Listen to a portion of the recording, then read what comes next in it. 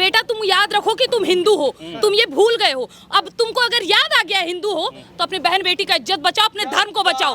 और दूसरी नंबर बात, ये दानिश अली तो हम लोग बहुत बड़ा नाम बना रहे हैं। स्टालिन को देख लीजिए, ये बिहार के शिक्षा मंत्री को देख लीजिए, लगातार तो बयानबाजी हो रही है सनातन धर्म पे। कौन क्या उखाड़ ले रहा है, कौन क्या बिगाड़ ले रहा है, ये बताइए पहले। लेकिन क्या जरूरत है लड़कियों को अब्दुल को अपनाने की? भाई हमारे धर्म में के लोग हैं ना, तो आप उनसे विवाह करिए।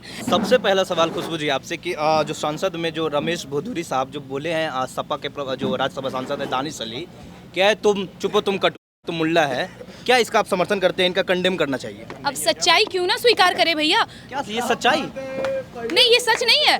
मतलब देखिए, आप इस चीज को समर्थन करते हैं? हाँ बिल्कुल। अगर भारतीय जनता पार्टी के नेता का आंख आज खुल रहा है तो मैं समर्थन करती हूँ।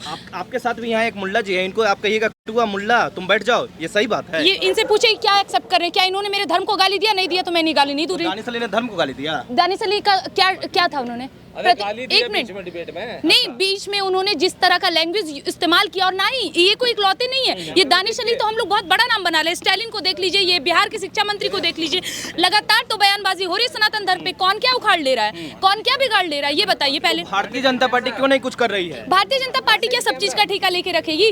भारतीय जनता पार्टी मतलब कि बेटियों का बलात्कार हो, भारतीय जनता पार्टी बचाए, चलो ठीक है भाई, सरकार के हक में है, सरकार को करना चाहिए लड़कियों की हिफाजत। लेकिन क्या जरूरत है लड़कियों को अब्दुल को अपनाने की? भाई हमारे धर्म में के लोग हैं ना, तो आप उनसे विवाह करिए। लेकिन उसके बाद भी टारगेट कौन? भारतीय जनता पार्टी। यहाँ पे देखिए ये चीज हो क्यों रहा है पता है? सबसे अहम कारण यही है क्योंकि इनको पता है कि ये हिंदू है, इनको कोई मतलब नहीं है। इनको मतलब ही नहीं है कि हमारे धर्म को कोई गाली दे, हमारे शिवलिंग को कोई गाली दे, कोई मतलब नहीं है। इनको क्या चाहिए? तेल, डीजल, चना दाल, ये बस सस्ते करके देखो, दे दो, इसको खाएंगे पिएंगे और मर जाएंगे। इससे ज्यादा इनको मतलब नहीं है। जब नुपुर शर्मा का बात आया था, नुपुर शर्मा के खिलाफ पूरे देश ही नहीं विदेशों में भी कार्यवाही हो रही थी, सभी जगह से उनके खिलाफ मोर्चा निकल रहा था, सर काटने की धमकी दी जा रही थी। लेकिन आए दिन लगातार बार बार हर बार हमारे शिवलिंग को, हमारे 33 कोटि देवी देवता को गाली दिया जाता है, तो इनके चू क्यों नहीं रेंगते? और सबसे बड़ी बात तो सवाल है खुशबू जी कि तब इनका चू क्यों नहीं रेंगता है भारतीय जनता पार्टी वालों का? एग्जैक्टली क्योंकि आज रोंग गया जब आपके मुंह पे आपको गाली दे दी। नहीं, मैं आपको बता रही हूँ इसका सबसे अहम रीजन क्या है। भारतीय जनता पार्टी उसकी लगाने का काम कर रही, समझ रहे हैं? पिन करने का कि बेटा तुम याद रखो कि तुम हिंदू हो, तुम ये भूल गए हो। अब तुमको अगर याद आ गया हिंदू हो तो अपने बहन बेटी का इज्जत बचाओ, अपने धर्म को बचाओ। और दूसरी नंबर बात कि मैं सबसे अहम मुद्दा, बहुत भड़काऊ लगेगा लेकिन एकदम सच्चाई बताइएगा। 5-5 आदमी मिलके बहुत सारा कांड कर देते हैं। 5000 आदमी मिलते हैं और क्या करते हैं? सनातन धर्म के खिलाफ जिसने कहा उसका पुतला जला रहे। मूर्ख, जब 5000 आदमी जमा कर लिए हो तो उसका पुतला क्यों जलाना? उस जीवित इंसान को जलाना, उस जीवित इंसान। अगर एक बार ये हो गया, अगर एक बार ऐसा हो गया तो देखो किसी के माँ की इतनी दम नहीं है कि हमारे सनातन धर्म के खिलाफ कोई बोल दे। अगर हिम्मत है तो ये करके देखो, जो वी वांट जस्टिस करके लेते हो ना कैंडल जला के, अगर हिम्मत है हाथ में मसाल लो, जो बलात्कार ये बीच चौराहे पर तो दोबारा हमारे देश में बलात्कार नहीं होगा। करना है तो ये काम करो, बोलने से कुछ नहीं होगा। इसका अर्थ ये है कि खुशबू पांडे ये कह रही है कि कानून अपने हाथ में ले लो। चलिए, कानून क्यों बना है? इंसान को बचाने के लिए ना, है ना? अब कानून की हिफाजत इंसान करे क्या? वो भी केवल हिंदू कर तो रहे ना इतने सालों से। अब दूसरी नंबर बात, मैं अपने आदर्श मैं बहुत ज़्यादा नहीं, बस एक शब्द में इस पूरे बात को ख़त्म कर दूंगी। जिस मुद्दे पे हर बार डिबेट होता है कि 2024 चुनाव आते आते यहाँ पे धार्मिक मुद्दे उछलने लगते हैं, भले लोग ये भूल जाते हैं कि विपक्षी ने शुरुआत किया। ठीक है, एक बात बताती हूँ मैं मेरी आइडल है, जिनके बलबूते आप मुझे पहचान रहे हैं, कविता तिवारी जी।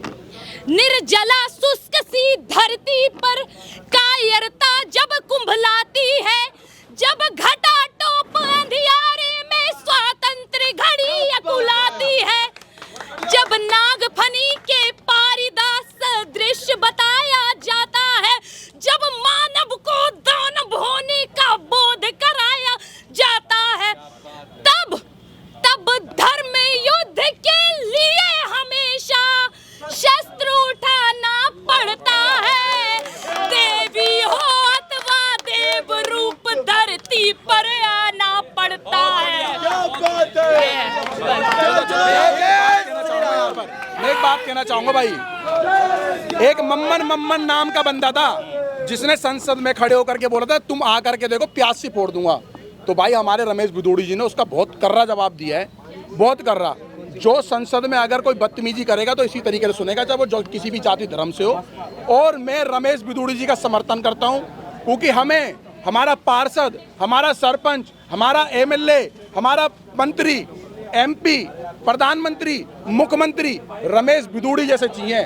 जहाँ पर रमेश भिदोड़ी जैसे मंत्री होंगे ना, हमारे विधायक, एमएलए, एमपी होंगे, वहाँ हमें कभी कोई दिक्कत ही नहीं आ सकती है। क्योंकि जब उनके सपोर्टर, उनके एमएलए, एमपी, अधिकारी, पुलिस, सरपंच, मतलब जितने भी हैं, सब इंस्पेक्टर, एसएचओ, एसपी, जब उनके जाति धर्म के होते हैं, उनके लिए खुल के सपोर्ट पे आते हैं, खुल करके, और सोशल मीडिया पे बोलते भी हम अपने धर्म और कौम के साथ हैं। तो भाई साहब हमारे दीमक लग गई है क्या? हमारे धर्म के एमएलए, एमपीओ में दीमक लग गई है क्या? दीमक नहीं लगी है, अब जागरूकता है। यही हिंदुत्व इतिहास में पहली बार ऐसे हमारे रमेश भिदोड़ी जी ने लठ गाड़ दिया है, और इस देश का सनातनी रमेश भिदोड़ी जी के साथ है और उनके समर्थन में है। अगर रमेश भिदोड़ी जी से जैसे अगर हमारे देश के और भी नेता, सरपंच, एमएलए हैं, तो उनको खुल करके बोले और खुल करके सपोर्ट पे आए। क्योंकि भाई साहब आप देखो, सुनो, पुलिस और कानून किसकी रक्षा करेगी, किसकी सुरक्षा करेगी? जो थाने तक पहुंच जाएगा, जो चौकी थाने तक पहुंच जाएगा, उसकी सुरक्षा होगी।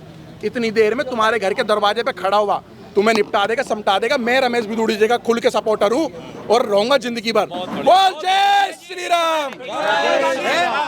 भाई साहब सुनो मेरी बात। राहुल गांधी जो कह रहे हैं कि नफरत की दुकान, अरे नफरत की दुकान बाहर आ गई क्या? अरे मेरी बात सुनो भाई यार, नफरत की दुकान भारत के जिसने इतने टुकड़े कर दिए हैं, वो नफरत की दुकान राहुल गांधी क्या करेगा? राहुल गांधी ने इस देश के टुकड़े करने के बाद इस भारत में इंडिया जोड़ो यात्रा नहीं करी थी, भारत जोड़ो यात्रा करी थी। और भारत के अंदर सारे लिब्रांडू, सारे गैंगस्टर, सारे गुंडे, मवाली, भारत के उस कोने से लेकर उस कोने तक उसने अपने साथ जोड़ दिए। आज अकेला खड़ा है राहुल गांधी, कांग्रेस के साथ कोई नहीं है। आप जितने भी साथ में जुड़े हुए ना, उनकी सारी की सारी आप हेड लिस्ट देखो, सबके न सबके ऊपर किस बलात्कारी भी है इसके अंदर। भाई साहब जिस पार्टी में बलात्कारी जैसे लोग हो, तो भाई साहब उस पार्टी को आप देश में लाओगे? दानिश अली पे लौट के आते हैं, क्या रमेश भिदोड़ी की सदस्यता रद्द होनी चाहिए और संसद बिल्कुल नहीं होनी चाहिए, बिल्कुल नहीं होनी चाहिए। मम्मन खान की क्यों नहीं आई? मम्मन खान के क्यों नहीं आई है?